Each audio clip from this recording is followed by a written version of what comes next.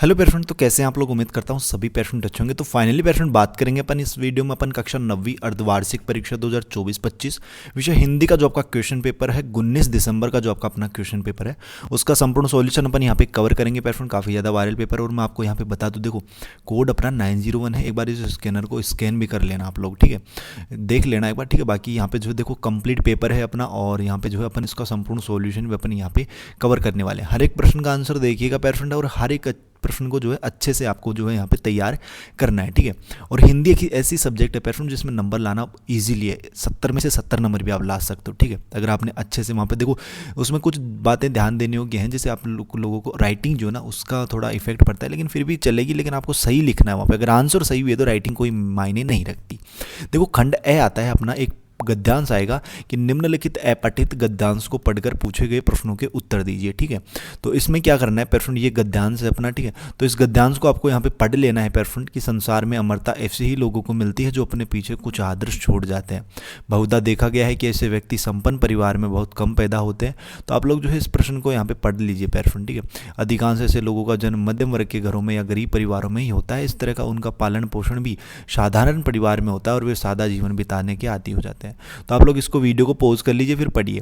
अब अपन इसके क्वेश्चनों की बात कर लेते हैं पेरेंट। देखिएगा उपयुक्त गद्यांश का उचित शीर्षक क्या है यहाँ पे, तो इसका हो जाएगा यहाँ पे पेरेंट, इसका हो जाएगा सादा जीवन उच्च विचार, ठीक है, ब वाला ऑप्शन। संसार में अमरता मिलती है तो इसका हो जाएगा यहाँ पे जो अपने पीछे कुछ आदर्श छोड़ते हैं, ठीक है, तो ये हो जाएगा इसका। अमरता पाने वालों का जन्म होता है कहाँ पे होता है पेरेंट, तो अमरता पाने वालों का जन्म जो है ना मध्यम वर्ग या गरीब परिवारों में होता है। सादगी का घनिष्ठ संबंध किससे है पेरेंट, तो सादगी का घनिष्ठ संबंध जो है ना वो विचारों से है, ठीक है, विचार से। और प्रश्न देखो आपको मैं बता दूं यहाँ पे जो है आपको क्या करना है, यहाँ पे देखो हर एक प्रश्न को अच्छे से तैयार तो करना ही है, ठीक है। साथ में अगर इसकी पीडीएफ वगैरह चाहिए तो वो भी आप मेरे को बता देना कमेंट बॉक्स में। देखो पांचवा प्रश्न की मनुष्य के विचारों पर प्रभाव डालते हैं, तो कौन डालते हैं प्रश्न मनुष्य के विचारों पर प्रभाव, उसके आचरण। तो ए वाला ऑप्शन जो है ना वो आप लोग इसमें राइट कीजिएगा। महात्मा गांधी कैसा जीवन पसंद करते हैं, तो वो जो है ना महात्मा गांधी जी वो एक सादा जीवन यहाँ पे पसंद करते हैं, ठीक है। अपना नेक्स्ट क्वेश्चन की अगर बात कर लेते हैं, यहाँ पे निम्नलिखित अपठित काव्यांश को पढ़कर पूछे गए प्रश्नों के उत्तर देने हैं, ठीक है। तो यहाँ पे जो है इसमें क्या करना है, ये काव्यांश है अपना, इसको पढ़ लीजिए आप लोग यहाँ पे कि नीड करने, और वीडियो की क्वालिटी जो है ना उसको थोड़ा सा इंक्रीज कर लीजिए, 480 कर लीजिए, 720, आपको एकदम क्लियर यहाँ पे दिखाई देगा पेपर, ठीक है। देखो नीड का निर्माण, फिर नेह का आन, फिर, ठीक है। तो इस तरीके से आप इसको पढ़ लीजिए। अब देखिएगा यहाँ पे प्रश्नों की बात कर लेते हैं अपन, ठीक है। देखो सा छा गया सहसा अंधेरा पंक्ति का भाव है, तो इसका मतलब है क्या है पेरेंट कि सहसा जीवन में कष्टों का आगमन, ठीक है, इस तरीके से। रात आने पर कवि को लगा, रात आने पर क्या लगा कि निशा न समाप्त होने का डर, कि निशा तो कभी समाप्त ही नहीं होगी। उषा की मोहिनी आगे क्या है, मुस्कान संदेश देती है, क्या देती है पेरेंट, यहाँ पे हो जाएगा आपका इसका राइट आंसर द वाला ऑप्शन, ठीक है। और नीड का अर्थ क्या होता है, तो नीड का अर्थ होता है पेरेंट आपका यहाँ पे घोंसला, क्या होता है पेरेंट, द वाला ऑप्शन घोंसला। कवि घोंसले का पुनर्निर्माण चाहता है, क्यों, क्योंकि कवि चाहता है कि क्या पक्षी, यहाँ पर जो है ना कि कवि चाहता है कि पक्षी घोंसला बने, ठीक है। कवि आशावादी है, घोंसला बनाने की कला जानता है, या फिर कवि जो है यहाँ पे घोंसला बनाकर पक्षियों को आश्रय देना चाहता है, ठीक है। और उपयुक्त गद्यांश का उचित शीर्षक क्या था, दुखों का अंत, ठीक है, या फिर आप लोग जो है यहाँ पे द वाला ऑप्शन कर लीजिए। अगला प्रश्न देखना पेरेंट, ये है अपना मोस्ट इंपोर्टेंट प्रश्न, ठीक है। तो मोस्ट इंपोर्टेंट क्वेश्चन है पेरेंट 13वां प्रश्न। इसमें देखो इसमें नंबर नहीं कटने चाहिए। दिए गए बिंदुओं के आधार पर निम्नलिखित में से किसी एक विषय पर 300 शब्दों में निबंध लिखिए। कितने शब्दों में पेरेंट, 300 शब्दों में। अब कुछ स्टूडेंट कहेंगे भैया आप तो 4 निबंध है अब यहाँ पे, है ना। अब मान लीजिए कोई है, मान लीजिए स्टूडेंट, किसी स्टूडेंट का नाम नेहा है, वो कहेगी भैया मुझे तो ये वाला निबंध आता है, ठीक है, ये वाला नहीं आता, और ये वाला भी नहीं आता, और ये वाला भी नहीं आता।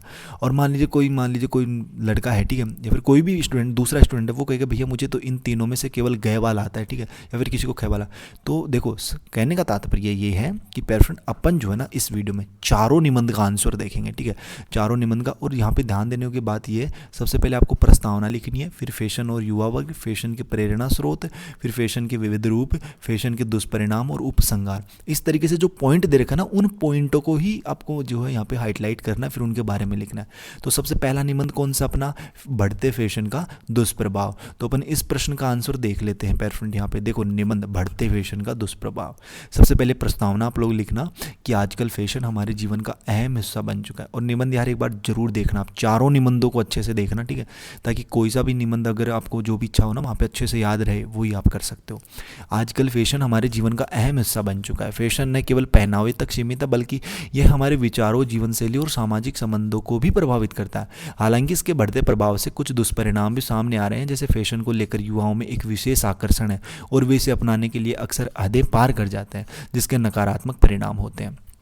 फैशन और युवा वर्ग, तो ये भी आप लोग देख सकते हो कि फैशन का प्रभाव मुख्य रूप से युवा वर्ग पर देखा जा रहा है, ठीक है। युवा हमेशा नए ट्रेंड्स को अपनाने के लिए प्रेरित होते हैं, वे फैशन को अपने व्यक्तित्व का हिस्सा मानते हैं। हालांकि कभी कभी यह ध्यान केंद्रित करने की बजाय फैशन का पीछे चलने की प्रवृत्ति उन्हें अपने मुख्य मार्ग कार्यों से भटका देती है, जैसे कि शिक्षा, करियर या पारिवारिक जिम्मेदारियां। अगला पॉइंट उसमें दिया था कि फैशन के प्रेरणा स्रोत क्या है। तो फैशन के प्रमुख प्रेरणा स्रोत क्या है, सोशल मीडिया। अपन जो है क्या करते हैं पेरेंट, सोशल मीडिया पे देख लेते हैं कि वो इन्फ्लुएंसर है, वो ऐसे ड्रेस पहन रहा है, ठीक है, तो अपन भी उसी तरीके से फिर पहनने लग जाते हैं। फिल्म इंडस्ट्री में हीरो लोग, हीरोइन जो पहनते हैं, फिर अपन भी उसी तरीके से करने लग जाते हैं। और मॉडलिंग, ठीक है, तो ये जो है ना वो प्रेरणा स्रोत माने जाते हैं। और सोशल मीडिया पर प्रसिद्ध हस्तियों के फैशन स्टाइल को देखकर युवा जो है अपनी ज़िंदगी में उतारने की कोशिश करते हैं। वो देखते हैं कि ऋतिक रोशन ने आज फटी जींस पहनी है, तो मैं भी फटी जींस पहनूंगा, तो मैं भी ऋतिक रोशन लगूंगा। लेकिन ऐसा बिल्कुल नहीं है, ठीक है। तो ये जो है ना गलत है। यहाँ पे जो अपन फिल्म इंडस्ट्री वाले जो लोग हैं उनको देखकर फैशन करते हैं, ठीक है। इसी तरह के फैशन ट्रेंड्स को युवा वर्ग अपनी व्यक्तिगत पहचान मानते हैं, जिससे उनका सोचने का तरीका भी प्रभावित होता है, ठीक है। और अगला पॉइंट आपको लगाना है कि फैशन के विविध रूप, कि फैशन के कई रूप होते हैं। यह पारंपरिक कपड़ों में कभी यह पारंपरिक कपड़ों में होता है, तो कभी यह पूरी तरह से पश्चिमी संस्कृति को प्रभावित करता है। फैशन केवल कपड़े, हेयर स्टाइल और मेकअप तक सीमित नहीं है, बल्कि यह हमारे जीवन की शैली, खान पान और आदतों में भी दिखाई देता है, ठीक है। खान पान में भी, जैसे कोई तो समोसा कचौरी में ही खुश है, किसी को तो बर्गर चाहिए, किसी को क्या चाहिए, ठीक है, किसी को पिज्ज़ा चाहिए, ठीक है। तो इस तरीके से खान पान पे भी प्रभावित करता है। फैशन के दुष्परिणाम आप लोग लिख सकते हो कि बढ़ते फैशन का सबसे बड़ा दुष्प्रभाव यह है कि यह उपभोक्तावाद को बढ़ाता है। युवा वर्ग अपने फैशन स्टेटमेंट के लिए अधिक पैसा खर्च करते हैं, ठीक है, इस तरीके से। और लास्ट का मेन पॉइंट ये लिखना बिल्कुल भी ना भूलें, उपसंहार, ठीक है। क्या होता है पेरेंट, उपसंहार, जिसमें क्या होता है कि फैशन एक सामाजिक जरूरत बन चुका है, लेकिन इसके बढ़ते प्रभाव को ध्यान में रखते हुए हमें इससे संतुलित तरीके से अपनाना चाहिए। सादगी, शुद्धता और अपने विचारों पर ध्यान केंद्रित करना अधिक महत्वपूर्ण है। फैशन का चयन करते समय हमें अपनी व्यक्तिगत पहचान और मूल्यों को हमेशा बनाए रखना चाहिए, ठीक है।